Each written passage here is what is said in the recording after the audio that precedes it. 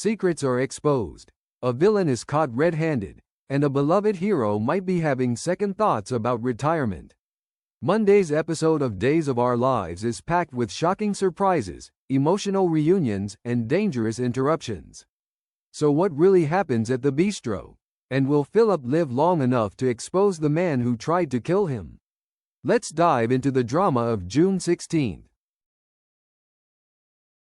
Salem may still be cloaked in sadness after the emotional farewell to John Black, but Stephanie Johnson refuses to let that sorrow consume her family. As her father Steve Johnson quietly contemplates life after Black Patch, Stephanie is crafting a plan to remind him just how much he matters to the people of this town, and to her. Behind the scenes, Stephanie begins organizing a secret retirement party for Steve, a gesture of love and admiration meant to honor not only his professional legacy but the personal sacrifices he's made over the years. She partners with Kayla Johnson, who agrees to distract Steve long enough to get him to the bistro without suspecting a thing. The venue is transformed into a nostalgic shrine, dim lighting, photos from Steve's past cases, and mementos that whisper stories of danger, loyalty, and hard-won victories. Steve arrives at the bistro under the impression that it's just another quiet evening with Kayla. But the moment he opens the door, he's hit with a wave of emotion. The sight of his closest allies, Jack Devereaux, Jennifer Horton, Jada Hunter, Alex Kyriakis, and more, gathered under one roof in his honor stuns him into silence. It's not just a party, it's a testament to a life of grit, courage, and unshakable devotion. This isn't just a fictional milestone either. The show subtly weaves in a tribute to actor Stephen Nichols, who celebrates 40 years since first portraying the iconic Steve "Patch" Johnson. This layered moment adds emotional depth, connecting past and present, fiction and reality. Stephanie takes center stage with a heartfelt speech, thanking her father for teaching her strength and integrity. As Steve listens, visibly moved, the question hangs in the air. Is this really the end of Black Patch? Or could this emotional outpouring reignite his desire to keep fighting the good fight? Bo Brady may have planted the seed of doubt, but it's this night, surrounded by love and legacy, that might just convince Steve that his journey isn't over yet. Amid the high-stakes drama unfolding in Salem, Days of Our Lives takes a brief but powerful pause to celebrate a quieter moment, Jack Devereaux's birthday. In a scene that balances warmth with sentimentality, Jennifer Horton surprises her husband with an oversized cupcake, topped with candles and frosting that's just as sweet as her affection. She playfully teases him about getting older, but her eyes shine with admiration. For Jack, it's not about the gift, it's about being seen, appreciated, and loved in a town where chaos so often overshadows connection. This storyline may seem like a gentle side note compared to assassination attempts and shocking hospital awakenings, but it serves a deeper purpose. It reminds viewers, and the characters, of what they're fighting for. In a town constantly shaken by betrayal and danger, these simple, joyful traditions are a grounding force. They're the reason people endure, forgive, and keep going. Expect this scene to be filled with tender flashbacks, soft music, and meaningful glances, a visual and emotional breath of fresh air amidst a whirlwind of suspense. It's a moment that centers love, stability, and family, all the things Jack and Jennifer represent. But while celebrations light up the bistro and birthdays bring comfort, a sinister force is at work within the sterile walls of Salem University Hospital. Xander Kyriakis, whose rage and desperation have long teetered on the edge of violence, finally crosses a terrifying line. Philip Kyriakis lies unconscious and defenseless, the monitors beeping softly around him.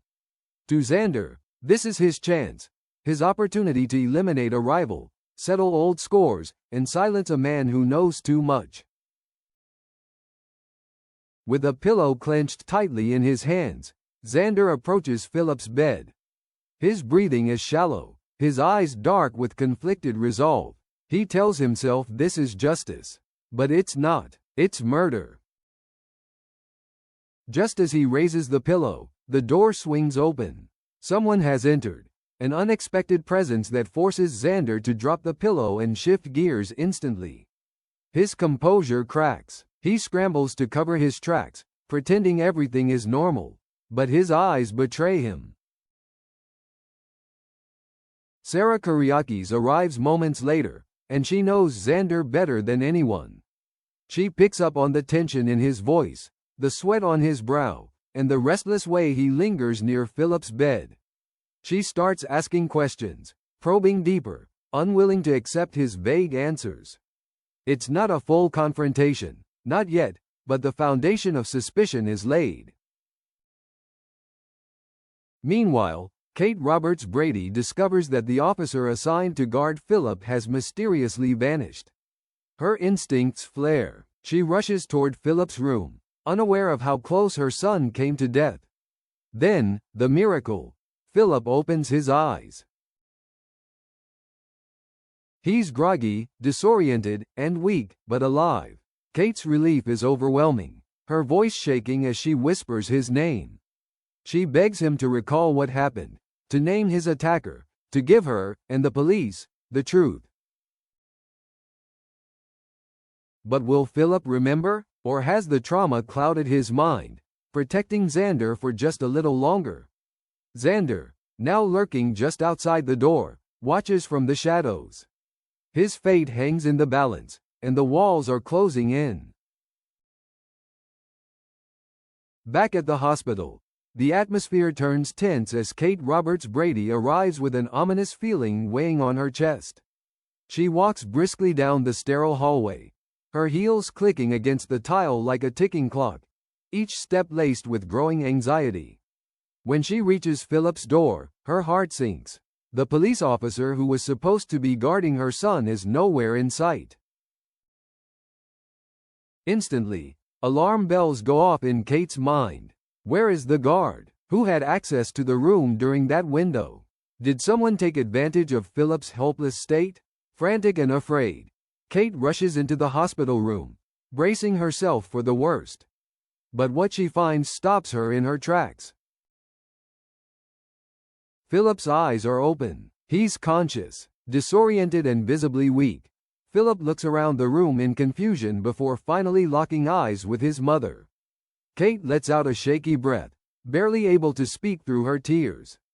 In that moment, everything else fades. The danger, the chaos, the fear, replaced by the simple miracle that her son is alive. She hurries to his bedside, gently brushing his hair back, whispering his name with disbelief and overwhelming relief. "You're awake," she says softly, barely holding it together. It's a reunion that's long overdue, raw, intimate, and full of unspoken gratitude. But there's no time to bask in the moment. Kate quickly shifts into protective mode. She needs answers. "Philip," she urges, "do you remember what happened? Do you remember who was here?" Philip tries to speak, his voice raspy, his thoughts clouded. The trauma is fresh, the attack hazy in his memory. He closes his eyes, trying to recall the face, or hands, of the person who tried to kill him. Was it Xander, the man who's haunted him for years? Or could someone else have slipped in under the radar? Kate's expression hardens. She knows time is critical. If Philip can identify his attacker, justice can be served. But if his memory fails, the trail could go cold, and a dangerous man could remain free. Meanwhile, just outside the door, Xander lurks in the shadows, listening, calculating. He knows what's at stake. One word from Philip could unravel everything. But silence. Silence might just save him, for now. With emotions running high from Steve's tribute, Jack's birthday joy, and Philip's narrow brush with death, Salem finds itself at a pivotal crossroads. But under the surface of celebration and relief, dangerous ripples are forming. Steve Johnson, visibly touched by the outpouring of love at the bistro, might be rethinking his retirement. The nostalgia, the support, and perhaps most importantly, the unfinished business still haunting this town may be pulling him back in. The attempted murder of Philip Kyriakis, a man he once considered family, could very well be the case that brings Steve out of the shadows and back into the investigative spotlight. If Black Patch does reopen, it could mark the beginning of a new mission, one driven not by contracts or profit, but by personal vendettas and emotional justice. Meanwhile, Jack and Jennifer's quiet, loving moment serves as a rare reminder of peace in a town always on the edge of chaos. But in Salem, such peace never lasts long. As secrets simmer beneath the surface, it's only a matter of time before a new crisis erupts, one that could threaten even the most enduring love stories. And then there's Xander, bold, reckless, unpredictable. He's crossed lines before, but this time, he may have gone too far. Whether or not Philip names him, Xander's behavior is becoming increasingly erratic. His guilt weighs heavier by the minute, and the more he tries to stay in the shadows, the more visible he becomes. The question now is not just who will uncover the truth, but how many lives will be torn apart in the process. Because in Salem, secrets never stay buried.